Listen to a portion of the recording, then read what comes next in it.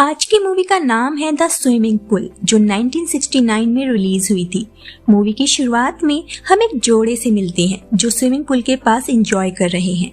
Jean Paul जो कि एक लेखक है और मैरियन जिसने जीन के लिए अपनी जॉब छोड़ दी है। दोनों 2 साल से साथ में हैं। वो अपने एक दोस्त के विला में छुट्टियां मना रहे हैं।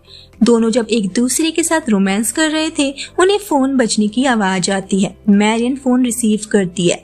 जीन भी अंदर आ जाता है और पूछता है कि किसका फोन था। मैरियन पहले बताने से मना करती है। जीन भी ज्यादा इंटरेस्ट नहीं दिखाता। कुछ देर बाद मैरियन उसे बताती है कि हैरी यहाँ उनसे मिलने आ रहा है, अपनी 18 साल की बेटी पेनेलोप के साथ। हैरी असल में जीन का चाइल्डहुड फ्रेंड है, लेकिन अब जीन को उससे कोई खास लगाव नहीं रहा, जिसकी वजह है मैरियन, क्योंकि उसे शक है कि हैरी और मैरियन का किसी टाइम अफेयर रह चुका है। फाइनली हैरी वहां अपनी बेटी के साथ पहुंच जाता है और बताता है कि उसके यहाँ होने की खबर उसे फ्रेड ने दी थी, जो उनका एक कॉमन फ्रेंड है। जीन उसे वो विला दिखाता है। सब बैठकर थोड़ी देर बातें करते हैं। मैरियन हैरी से कुछ दिनों के लिए यहीं रुकने के लिए कहती है और वो मान भी जाता है। जीन हैरी को पूल में स्विमिंग करने के लिए इनवाइट करता है। उसके बाद जीन पेनेलोप से उसकी एज पूछता है। पेनेलोप बताती है कि वो 18 साल की है। रात के समय मैरियन जीन के साथ होती है और कहती है कि उसे जीन का साथ पसंद है। जीन पूछता है फिर उसने हैरी को यहाँ रुकने के लिए क्यों कहा। मैरियन कहती है कि उसे लगा कि जीन को अच्छा लगेगा। जीन कहता है कि कुछ लोग कहते कि हैरी और उसका अफेयर रह चुका है। मैरियन कहती है वो उसे अपनी बातों से बोर कर रहा है। उसके बाद दोनों रोमांटिक होने लगते हैं, लेकिन जीन के दिमाग में अभी भी हैरी घूम रहा था। हैरी से हमें पता चलता कि पेनेलोप उसकी जवानी के जोश में की गई एक भूल है।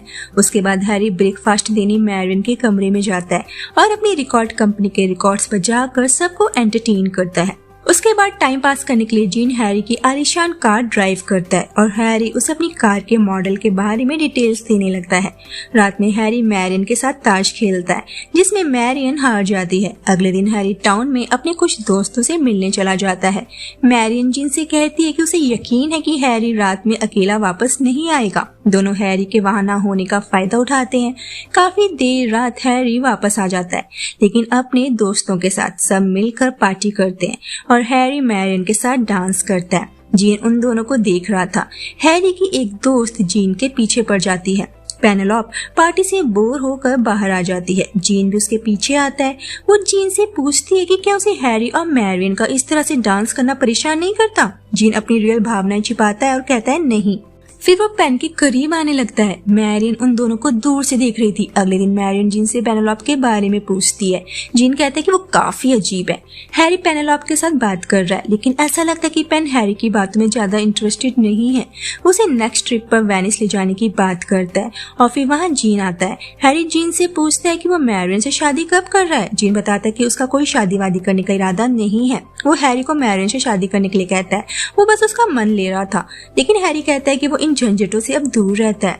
अब वो बस अपनी बेटी पेनेलोप पर ध्यान देना चाहता है। उन दोनों की बातों से पेनेलोप को लगने लगता है कि जीन हैरी को पसंद नहीं करता। उसके बाद मैरियन हैरी को शॉपिंग चलने के लिए पूछती है। जीन साथ चलने की बात करता है, लेकिन वो हैरी के साथ चली जाती है।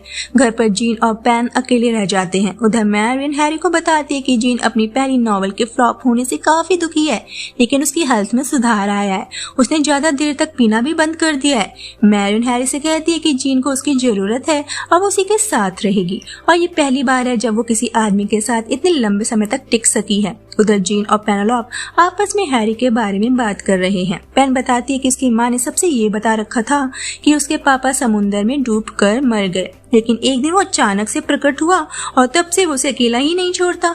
जहाँ भी जाता है उसे अपने साथ ले जाता है। लोगों को लगता है कि वो उसकी गर्लफ्रेंड है और ये सुनकर हैरी को भी काफी अच्छा फील होता है, लेकिन उसे दिखाने के लिए वो सबसे यही बताता है कि पेन उसकी बेटी है। कुल मिलाकर पेन को उसके पापा यानी कि हैरी बिल्कुल भी पसंद नहीं है। वो जीन से ये भी बताती है कि हैरी ने उसे बताया था कि वो मैरियन से बोर हो गया था, इसीलिए उसने जीन को मैरियन के साथ लगा दिया और वो जब चाहे उसे वापस पा सकता है। वो ये भी बताती है कि हैरी को लगता है कि जीन में कोई भी टैलेंट नहीं है। हैरी जीन को असल में बिल्कुल भी पसंद नहीं करता।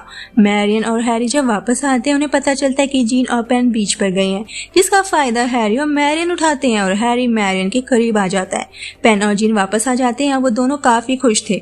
उन दोनों को इतना खुश देख मैरियन और हैरी को उन पर शक होने लगता है। पेन अपने कमरे में चली जाती है। हैरी भी उसके पीछे पीछे जाता है और थोड़ी देर बाद वो नीचे आकर मैरियन से बताता है कि कल सुबह वो वापस चले जाएंगे। ये सुनकर जीन थोड़ा अपसेट हो जाता है। हैरी अपने दोस्त के पास जाने की बात कहकर वहां से चला जाता है।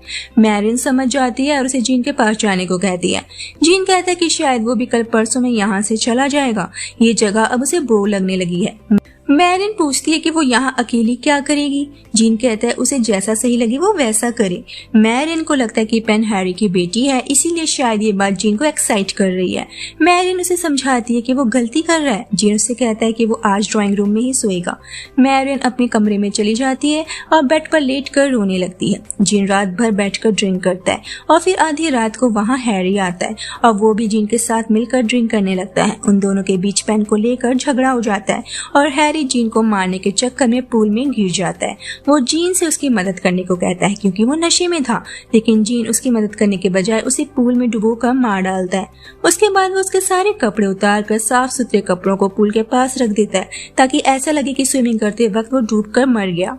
वो उसके गीले कपड़ों को अलमारी में रख देता है। सुबह हम देखते हैं कि सब हैरी के फुनरल में हैं और उसके बाद एक डिटेक्टिव जीन के पास आता है और हैरी की मौत के बारे में पूछताछ करने लगता है। उसे शक है कि हैरी की मौत कोई हादसा नहीं थी।